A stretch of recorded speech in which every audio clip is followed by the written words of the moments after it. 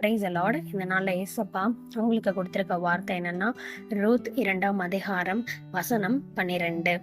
உன் செய்கைக்கு தக்க பலனை கர்த்தர் உனக்கு கட்டளையிடுவாராக.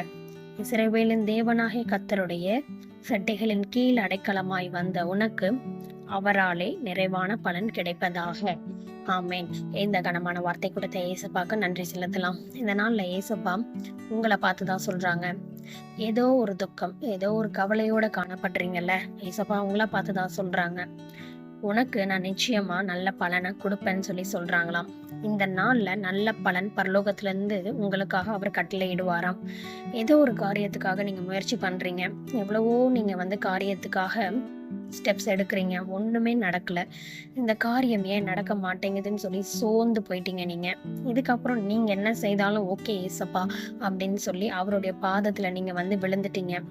அதனால அவர் உங்களை பார்த்து சொல்றாரு, நீ என்னுடைய செட்டைகளின் கீழே வந்துட்டல, உனக்கு என்னால நிறைவான பலன் கிடைக்கும் அப்படின்னு ஏசப்பா இந்த நாள்ல உங்களை பார்த்து பலப்படுத்துறாங்க. எவ்வளவோ காரியங்களுக்காக நீங்க ஸ்டெப்ஸ் எடுக்கிறீங்க, ஒண்ணுமே நடக்கல. இதுல நான் ஒரு ஆசீர்வாதத்தையும் காண முடியலையே, எங்க பார்த்தாலும் பாதை அடைப்பட்டு காணப்படுதே, தடையா இருக்கே, நான் எவ்வளவு முயற்சி பண்றேன், ஒன்றும் நடக்கலையே அப்படின்னு சோர்ந்து போயிட்டீங்க. ஏசப்பா உங்களை பார்த்துதான் பலப்படுத்துறாங்க. நீ எவ்வளவோ ஸ்டெப்ஸ் போட்ட, நீ ஹார்ட் ஒர்க் பண்ண, எல்லாவற்றையும் நான் பரலோகத்துல இருந்து பார்த்தேன், உனக்கு நான் நிச்சயமான பலனை உனக்கு நான் தருவேன்னு ஏசப்பா சொல்றாங்க. அது கண்டிப்பா நன்மையில தான் போய் முடியும். ஒரு காரியம் நமக்கு நடக்கலன்னா உடனே நம்ம ஏசப்பா மேல கோவப்படுறோம். ஒரு காரியத்தை ஏசப்பா தடை பண்ணி வைத்திருக்காங்கன்னா அதுல என்ன தீமை இருக்குன்னு கர்த்தருக்கு மாத்திரம்தான் தெரியும். அதனால ஏசப்பா மேல நம்ம ஒரு நாளும் கோவப்படக்கூடாது. அவருக்கு சித்தமானது அவர் கையினால் வாய்க்கும். அவர் குறித்த நேரத்துல அது நிச்சயமாய் உங்களை சேரும். நீங்க போட்ட எல்லா ஆடு வரைக்கும் கர்த்தர் பார்த்து அவர் உங்களுக்கு என்ன சித்தம் வைத்திருக்கிறாரோ அதன்படி உங்களுக்கு நல்ல பலனை கட்டளையிடுவாங்க, நல்ல ஆசீர்வாதத்தை கட்டளையிடுவாங்க. கர்த்தர் என்னைக்குமே அவருடைய பிள்ளைகளை சேஃபான பிளேஸ்ல தான் கொண்டு போய் வைப்பாங்க.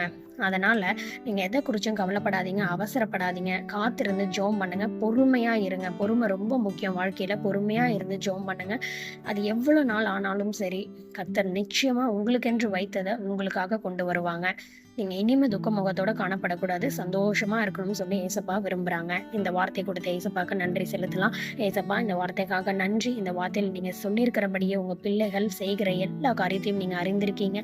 அவங்க போடுகிற ஹார்ட் ஒர்க் நீங்க அறிந்திருக்கீங்க, உழைப்பை நீங்க அறிந்திருக்கீங்க. ஏசப்பா உங்களுக்கு நல்ல பலனா நீங்க கொடுங்க. ஏசப்பா உங்களே நம்பிட்டு இருக்காங்க, உங்களால் அவங்களுக்கு நிறைவான பலன் கிடைக்கும் என்று நான் நம்புறேன், விசுவாசிக்கிறேன், தாழ்த்துற வெறுமையாக்குறேன். இயேசுவின் மூலம் ஜெபிக்கிறேன் நல்ல பிதாவே, ஆமென்.